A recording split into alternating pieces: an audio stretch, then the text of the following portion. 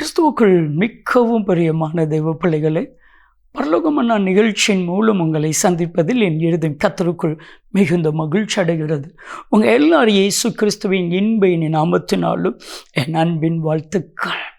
இன்றைய பரலோகமன்னா, கர்த்தருக்கு முன்பாக என் சஞ்சலத்தை ஊற்றுகிறேன். என் அன்பு தெய்வ பிள்ளைகளே, ஒரு சின்ன தீர்மானம். ஆண்டவருக்கு முன்பாக மட்டும்தான் என் இருதயத்தை ஊற்றுவேன், என்னுடைய கண்ணீரை ஊற்றுவேன், என் சஞ்சலத்தை ஊற்றுவேன். எந்த மனுஷனுக்கு முன்பாகவும் நான் என் கண்ணீரை, என் இருதயத்தை, என் சஞ்சலத்தை ஊற்ற மாட்டேன் என்று ஒரு சின்ன தீர்மானம் பண்ணுங்க. அப்போ என்ன நடக்கும் தெரியுமா? மனிதர்களுக்கு முன்பாக நீங்கள் ஒரு நாளும் வெட்கப்பட்டு போவதே இல்லை.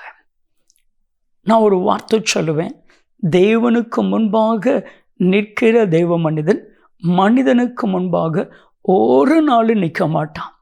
சங்கீதம் 142:2, கர்த்தருக்கு முன்பாக என் சஞ்சலத்தை ஊற்றுகிறேன்.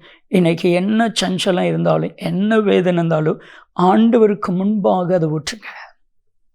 அன்பானவர்களே, இன்றைக்கு நம்ம சில சூழ்நிலையில் மனிதர்களுக்கு முன்பாக நிற்க வேண்டிய ஒரு நிர்பந்தம் வருகிறது. மனிதர்களுக்கு முன்பாக நிற்கும் பொழுது கூனி குறுகி வேதனையோடு நம்ம நிற்க வேண்டிய ஒரு நிர்பந்தம். ஆனால் ஆண்டவர் ஒரு நாளும் உங்களை மனிதர்களுக்கு முன்பாக கூனி குறுகி நிற்க விடாமல் இருக்கணும்னா, நீங்கள் ஒவ்வொரு நாளும் தேவனுக்கு முன்பாக நிற்க வேண்டும். வேதாமத்தில் நிறைய தெய்வ மனிதர்களை குறித்து அறிமுகப்படுத்துகிற ஒரு வார்த்தை, தேவனுக்கு முன்பாக நிற்கிற தெய்வ மனிதன். எலியா என்கிற தெய்வ மனிதனை குறித்து வேதம் சொல்லுது, தேவனுக்கு முன்பாக நிற்கிற எலியா, கர்த்தருக்கு முன்பாக நிற்கிற எலியா. அந்த எலியா என்னைக்குமே எந்த மனுஷனுக்கு முன்பாகவும் நிற்கலை.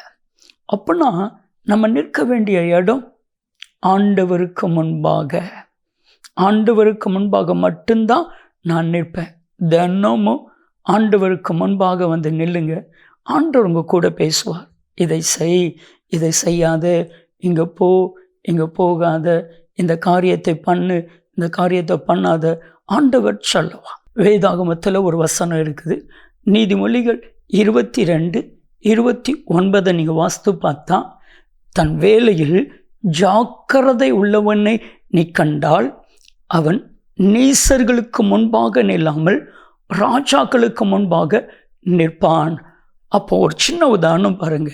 தன்னுடைய வேலையில் கேர்ஃபுல்லாக ஜாக்கிரதையாக ஆண்டவர் கொடுத்த வேலையை கரிசனையோடு கரெக்டாக நம்ம பண்ணுனா, நம்ம மனுஷனுக்கு முன்னாடி நிற்க மாட்டோம், நீசர்களுக்கு முன்னாக நிற்க மாட்டோம், தேவனுக்கு முன்பாக நிற்போம், ராஜாக்களுக்கு முன்பாக நிற்போம்.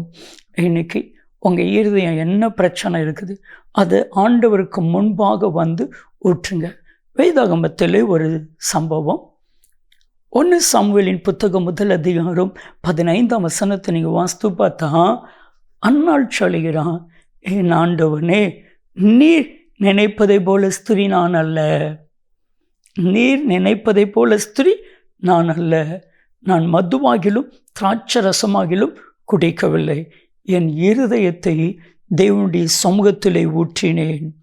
பாருங்க, ஏலியும் இருக்கிறாங்க, ஏலியுடைய சமூகத்தில் அன்னாள் இருதயத்தை ஊற்றலை, ஆனால் கர்த்தருடைய சமூகத்தில் அன்னாள் இருதயத்தை ஊற்றினாள்.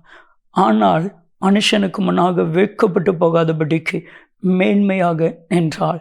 உங்களையும் கர்த்தர் மேன்மையாக நிறுத்துவார். செபிக்கலாமா?